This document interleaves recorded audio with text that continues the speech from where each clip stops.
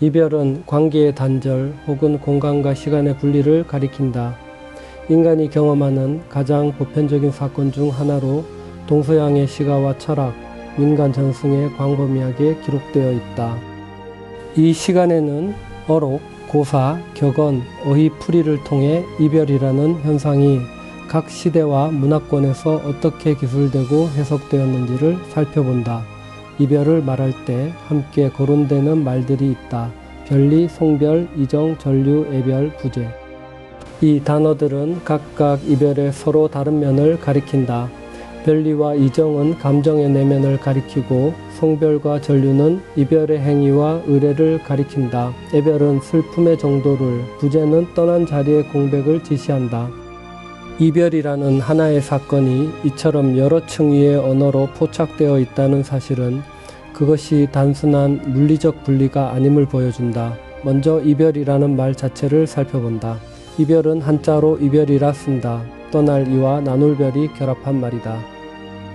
떠나다, 갈라지다는 뜻의 이와 가르다, 구별하다는 뜻의 별이 합쳐져 하나였던 것이 나뉘어 각자의 방향으로 가는 상태를 뜻한다. 동양의 언어적 관점에서 이별은 결합의 반대가 아니라 결합이 해소되는 과정 그 자체다. 이별이라는 말은 단절의 결과가 아닌 분리의 운동을 담고 있다. 초사에는 이런 구절이 있다. 슬프다 슬프다 하여도 생이별보다 더 슬픈 것은 없다. 원문은 비막비어 생별리다. 죽음에 의한 이별이 아니라 살아서 겪는 이별, 즉 생이별을 가장 극한의 슬픔으로 지목한다. 죽음은 되돌릴 수 없다는 점에서 완결되어 있지만 생이별은 만남의 가능성을 품은 채 단절된 상태다. 그 미완의 구조가 슬픔을 배가시킨다는 것이 이 구절의 논리다. 중국에는 전류라는 고사가 있다. 버드나무를 꺾는다는 말로 한나라 때부터 유행한 이별의 풍속이다. 중국 서울 동북쪽에 다리가 있었는데 친구를 전송할 때 한나라 사람들은 언제나 이 다리에 나와 버드나무를 꺾어주면서 이별을 했다. 이때부터 전류는 이별의 뜻을 가지게 되었다. 버드나무는 꺾어도 다시 살아나는 식물이다. 꺾인 가지를 건네는 행위에는 다시 만나기를 바라는 기원이 담겨 있다.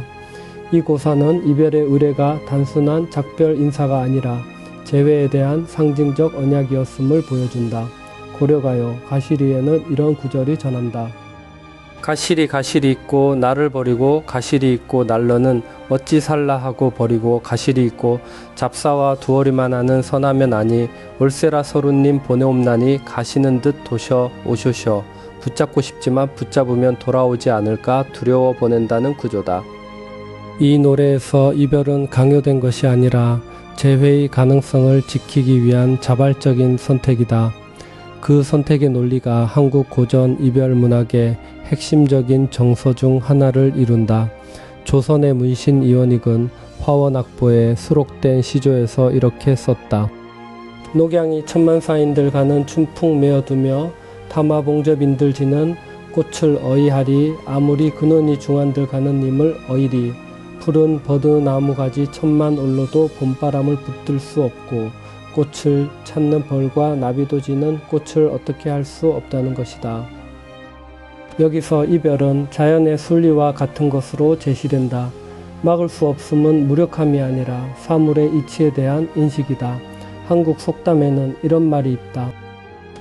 저도 갈 길 없거든 대접이나 하지 직역하면 떠나는 사람이 갈 곳이 마땅치 않다면 정성껏 대접이나 하여 보내라는 뜻이다. 붙잡을 수 없는 이별 앞에서 선택할 수 있는 태도는 붙잡음이 아니라 대접이라는 것이다. 이 속담은 이별의 불가항력성을 전제로 하면서도 그 상황에서의 품위 있는 처신을 말한다. 고려의 문인 정지상은 송인에서 이렇게 읊었다. 비겐 언덕 위 풀빛 푸른데 남포로 인보내는 서러운 노래 대동강 물이야. 언제 마르리 해마다 이별 눈물 보태는 것을 원문은 우월장제 초색다. 송군 남포동비가 대동강수하시진 별루 년년 첨록파다. 이별의 눈물이 해마다 강물에 더해진다는 표현은 개인의 슬픔을 시간의 축적과 결합시킨다. 이별은 한 번의 사건이 아니라 반복되고 쌓이는 것이라는 인식이 이 시의 구조를 이룬다. 조선의 시인 이옥봉은 송별에서 이렇게 썼다. 이정이 한밤에 더욱이 서른 것을 물 위에 다리질 때 그대가 타고 가는 배는 우는 객창서 어이 잘까 하노라. 원문에는 인간차야 이정다 나걸창망 이번파라고 적혀있다. 이별의 정은 한밤에 더욱 깊어지고 지는 달과 멀어지는 배는 그 감정을 시각적으로 고정한다. 이 시는 이별의 순간이 아니라 이별 이후의 밤을 중심에 놓는다. 조선의 여류시인 계월은 이렇게 썼다. 이 이별 못할 거라 서로이 우는 양을 예전날 어렸을 제 책에서 보았더니 오늘날 내 당할 줄이야 누가 알까 하오리. 원문의 유루안간 유루안 단장인 대단장인이라는 구절은 눈물 흘리는 눈이 눈물 흘리는 눈을 바라보고 창자가 끊어지는 사람이 창자가 끊어지는 사람을 마주한다는 뜻이다.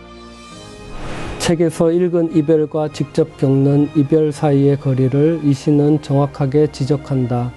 언어로 전달된 고통과 몸으로 겪는 고통은 다르다. 영수각서 시는 애별이라는 제목의 시에서 이렇게 썼다. 이 이별 서로하고 손잡고 망설여 무심히 고개 들어 앞길을 바라보니 우수수 가을 바람도 탄식탄식하더라. 원문은 악수 불임별 유유 애부공 거두망행로 소속이 추풍이다. 손을 잡고도 떠나보내지 못하는 장면과 가을바람의 소리가 겹쳐진다. 자연히 이별의 감정에 응답하는 구도는 동양시가의 전형적인 방식이지만 이 시에서는 바람이 탄식한다는 표현으로 그 대응이 직접화된다. 영국의 시인 존 던은 이렇게 말했다. 우둔한 오라의 연인들의 사랑은 그들의 혼이 감각이어서 이별을 긍정할 수 없다. 왜냐하면 이별은 사랑을 구성하는 것을 빼앗아 버리니까. 그러나 서로 마음을 믿고 사랑에 의해 세련된 우리는 이별이 무엇인지 알지 못할 만큼 눈, 입, 손이 없음을 별로 상관 않는다. 존 던은 이별의 고통이 사랑의 질에 달려있다고 본다. 감각에 의존하는 사랑은 신체적 분리를 견디지 못하지만 정신적으로 세련된 사랑은 이별을 인식조차 하지 않는다는 것이다. 이는 이별을 극복의 대상이 아니라 사랑의 수준을 측정하는 기준으로 재정의한다. 프랑스의 미라보는 이렇게 말했다. 짧은 헤어짐은 연애의 활기를 띄우지만 긴 헤어짐은 연애를 멸망시킨다. 이별의 효과는 지속기간에 달려있다는 실용적 관찰이다. 미라보의 이 말은 이별을 감정적 사건이 아니라 관계의 역학 속에서 파악한다. 짧은 분리는 재결합에 대한 기대를 강화하지만 긴 분리는 관계의 실질적인 해체로 이어진다는 것이다. 정한모는 별리라는 시에서 이렇게 썼다. 내 가슴에 금을 그으면서 사라져간 몇 개의 이별들, 이별이 복수로 표현된다는 점이 중요하다. 이별은 단일한 사건이 아니라 반복되는 것이고 그 각각이 흔적을 남긴다는 인식이다. 가슴에 금을 긋는다는 표현은 이별을 물리적 상처의 축적으로 본다. 같은 시인 정한모는 산지대에서 이렇게 썼다. 이별을 향하여 저 아득한 부재를 향하여 흔들리고 있는 내릴 줄 모르는 손들, 참말 이 고독은 너무 멀리 포기되어 있다. 여기서 이별 이후의 상태는 부재와 고독으로 정의된다. 손을 내리지 못하는 장면은 이별의 행위가 완결되지 않는 상태를 보여준다. 포기되어 있다는 표현은 고독이 자발적인 것도 해소될 수 있는 것도 아님을 말한다. 이별은 분리의 사건이 아니라 분리가 지속되는 상태다. 동양의 시가는 이별을 자연의 순리로 받아들이면서도 그 슬픔을 시간과 결합시켜 기록했고, 서양의 사유는 이별의 고통이 사랑의 본질 또는 지속기간에 달린 문제라고 분석했다. 한국의 고전 문학은 붙잡음과 보냄 사이에서 재회를 선택하는 역설적 논리를 이별의 중심에 놓았다. 초사의 구절로 이 시간을 닫는다. 슬프다 슬프다 하여도 생이별보다 더 슬픈 것은 없다. 동서양의 언어가 이별을 분리의 지속으로 읽고 그 슬픔을 시간에 쌓아 기록한 통찰은 정확하다. 다만 성경은 그 미완의 단절이 마지막 말은 아니라고 본다. 사도 바울은 이렇게 적었다. 데살로니가전서 4장 13절 형제들아 자는 자들에 관하여는 너희가 알지 못함을 우리가 원하지 아니하노니 이는 소망 없는 다른 이와 같이 슬퍼하지 않게 하려 함이라. 전류에 꺾인 가지가 다시 살아나기를 기원하듯 개신교의 시선은 이별의 슬픔을 부정하지 않으면서도 그것을 재회의 소망 위에 놓는다. 살아서 겪는 이별이 가장 슬픈 까닭은 만남의 가능성을 품기 때문이며 성경은 그 가능성을 헛되지 않은 약속으로 잇는다.